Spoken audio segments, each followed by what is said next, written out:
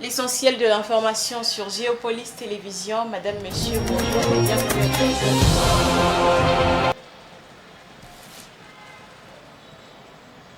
Commençons par cette information. Le président de la République, Félix-Antoine Tshisekedi Tshilombo, a inauguré hier, mercredi 4 octobre, à Lubumbashi, la nouvelle usine hydrométallurgique de la société de traitement du terril de Lubumbashi.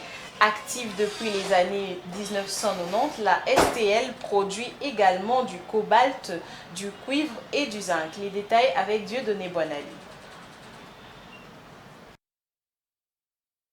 Le président de la République, Félix-Antoine Tshisekedi Tshilombo, a inauguré le mercredi 4 septembre à Lubumbashi, chef-lieu de la province du Haut-Katanga, la nouvelle usine hydrométallurgique de la société de traitement du terril de Lubumbashi. STL, filiale à 100% de la Générale des Carrières et des Mines, GECAMINE SA. Active depuis les années 90, la STL produit également du cobalt, du cuivre et du germanium. Active depuis les années 90, la STL produit également du cobalt, du cuivre et du zinc.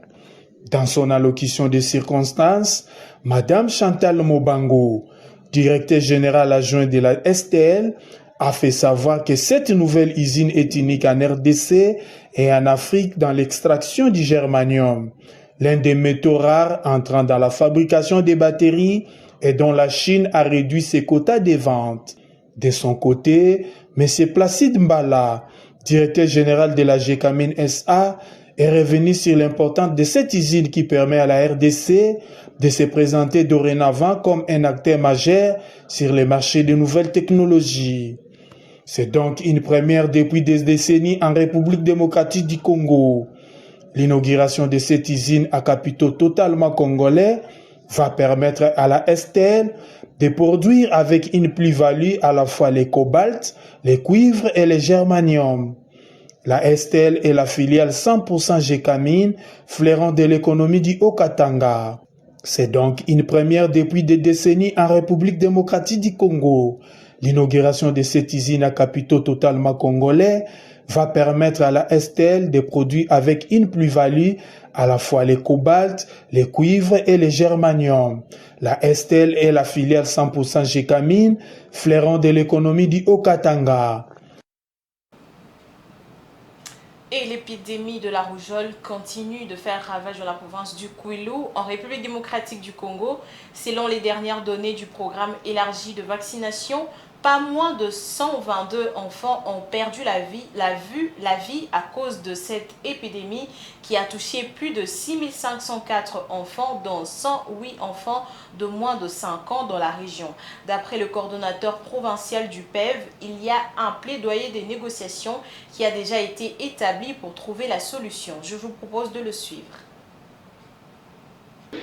La province du Kwilu, depuis le début de l'année, a enregistré 6504 cas de la rougeole de façon confondue, dont 4551 enfants de moins de 5 ans et 122 cas de décès, parmi lesquels 108 enfants de moins de 5 ans. Les zones de santé les plus touchées sont celles de Mokala avec 796 cas, suivi de Kochibanda 668 et Boulongo 620 enfants. 20 personnes touchées. En dehors de la prise en charge, il y a la campagne de vaccination et il y a la surveillance des cas aussi. Voilà les trois éléments importants que nous suivons. Par rapport à la prise en charge, nous avons été dotés d'un kit de prise en charge par notre partenaire OMS, dont nous avons rendu disponible au niveau de toutes les structures de la province. En ce qui concerne la campagne de masse, la vaccination, et la province, parmi les provinces du pays, prépare et va organiser dans les jours qui viennent la campagne contre la rougeole. Bon, dans ce contexte de la grève, c'est tout à fait normal. Il y a un plaidoyer qui est en train de se faire dans ce sens par l'autorité provinciale qui échange tous les jours avec l'intersyndicat.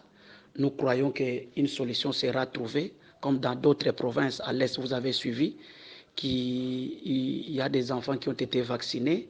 Nous pensons aussi que nous trouverons cette solution pour que nos enfants soient vaccinés.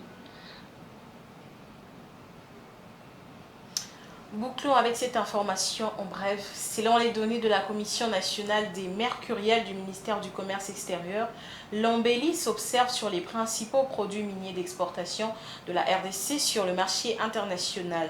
L'or se négocie encore à la hausse cette semaine à 62,97 $ le gramme contre 62,21 $ le gramme la semaine précédente, soit une hausse de 0,76 $.